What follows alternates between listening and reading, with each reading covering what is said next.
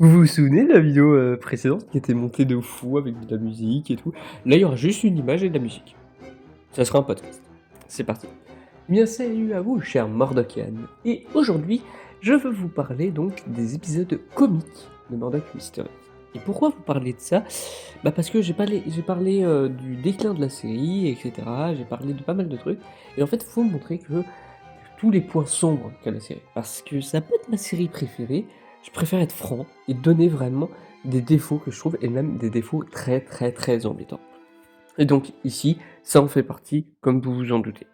Et donc, pour ça, j'ai envie de vous parler déjà que au tout début, qu'est-ce qui faisait les blagues, qu'est-ce qui était comique dans la série?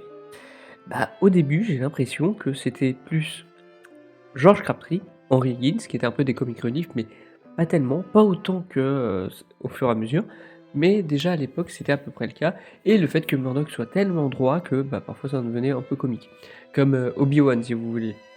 Et ben, du coup, pour ça, c'est ça qui faisait de l'humour pour moi. Mais très franchement, c'était vraiment par petites doses. Genre par exemple, George adorait parler de ses tantes. Mais c'était vraiment, pas suffisamment pour que, tu te marres à chaque fois, tu fais: «Ah ah ah ah». Non, non, c'est: «Ah ah, sacrée tante» et après c'est terminé. Et ensuite, au fur et à mesure, c'était un peu ça, l'humour, et je pense pouvoir dire que c'est un humour que j'ai ressenti jusqu'en saison 5. Parce que oui, je trouve que c'est à partir de la saison 5 où je trouve qu'il y a un autre humour. Alors, évidemment, quand, on a un petit passage sur George, genre par exemple, l'épisode, Dial M for Murdoch, qui est l'épisode 8 de la saison 4, ou le tout premier avec, Enid Jones, avant qu'elle devienne, principale ou récurrente, si vous préférez, en saison 8. Bah, pour ça, oui, ça faisait un peu d'humour parce que c'était, en lien avec George Capri, et aussi globalement, du coup, en saison 5, c'est que sa romance va prendre du poids, celle qu'il a avec, Emily Grace. Et c'est justement là où je ressentirais qu'il y a d'autant plus d'humour, et le passage, justement avec, des épisodes sur George vont être comiques. Voilà, et ça sera plutôt bien, ça sera sympa, mais ça rajouterait une légèreté, mais cette légèreté va en prendre un sale coup, sachant ce qui va arriver, parce que très rapidement après, l'épisode 5 de la saison 6, qui s'appelle Murdoch au naturel, bah, cette fois-ci, ouais, faut dire les choses, c'est un épisode du coup où on voit des personnages nus, d'accord, et évidemment ça fait des quiproquos.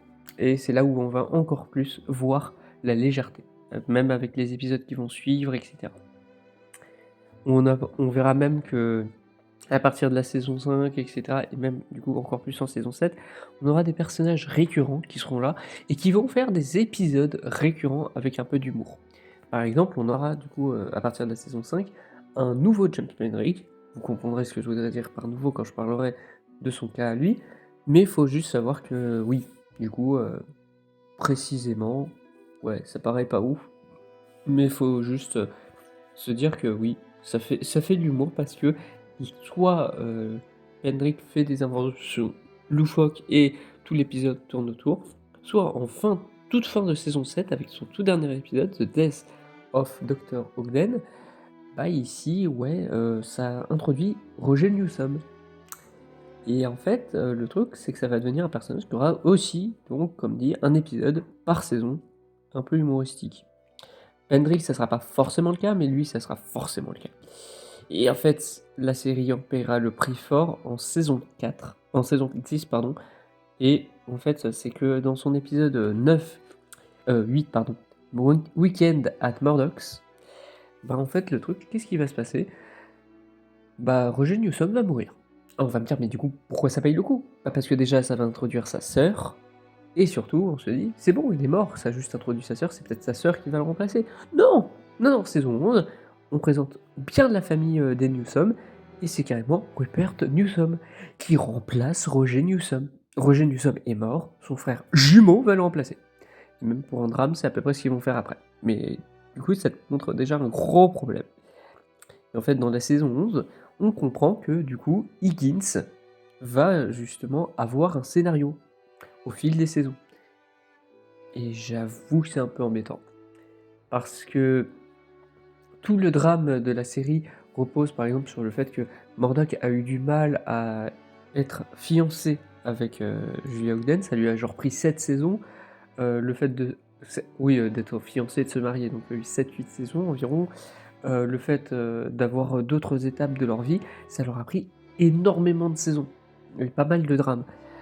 Bah, là pour et ça aurait été à peu près pareil, pour George en se fixant avec une femme, qui arrivera même plus tard, que Higgins pour dire. Mais ici, c'est juste que, bah, ouais, ça prend tr c'est lui, c'est trop rapide. C'est en une saison, il va se marier. En 2 saisons, il va perdre de la richesse, mais il va la récupérer aussi rapidement qu'il l'a perdue. Des choses comme ça et les points d'orgue, de ce développement sont donc avec les épisodes, avec les Newsome et mouais, je sais pas trop quoi en penser. En fait, il y a les épisodes comiques comme ça, je sais pas, c'est comme ça peut faire un petit rendez-vous humoristique et tout, mais je sais pas. Et en plus, en saison 12, on commence à aussi avoir des épisodes d'Halloween et où ça fait pas peur, en fait. Genre vraiment, ça ne fait pas peur. Pour vous dire, l'épisode, le premier épisode Halloween, c'est avec des aliens. Voilà. Et donc je sais pas trop quoi en penser, en fait, parce qu'il l'aborde pas complètement et pas suffisamment bien, je trouve. Et en fait, au fur et à mesure, ils vont faire ça. La série, donc, c'est même plus une série d'enquête, il y a trop d'arcs scénaristiques, c'est plus une série d'enquête, c'est en soi une série dramatique et en plus il y a de la comédie. Donc c'est une série une comédie dramatique avec des enquêtes. Alors que c'est censé être une série d'enquête avec du drame et un poil de comédie. Je trouve ça très embêtant, personnellement. Voilà. Je parlerai un moment des personnages principaux de la série pour que vous compreniez d'autant plus un petit problème qu'il y a avec ça. Mais déjà, sachez-le que oui, c'est progressif. Je comprends l'idée de déclin qu'il peut y avoir. Perso, j'aime toujours autant. J'en parlerai à un moment précis quand il y aura la saison que j'aime le moins. Et qui, pour moi, emmènera vers un truc que j'aime vraiment pas. Mais du coup, oui, il y a eu pas mal de déclins et ça, je ne peux le nier. Et comme je l'ai dit, rien qu'à voir le traitement de Sally Pendrick 10 ans après, etc. Bref, la série va un peu partout et c'est dommage. Très franchement, c'est dommage. En tout cas, tout ça pour dire que merci de m'avoir écouté pour cette vidéo. Et du coup, la prochaine sera sur la saison 4. Voilà, j'espère que ça vous plaira. Et moi, je vous retrouve pour une prochaine vidéo, celle-ci, où vous pouvez regarder une ancienne de cette saison ou de la saison précédente. Moi, je m'en fiche, je me prépare pour faire la prochaine. Allez, bye bye, et au revoir tout le monde. Tchou tchous.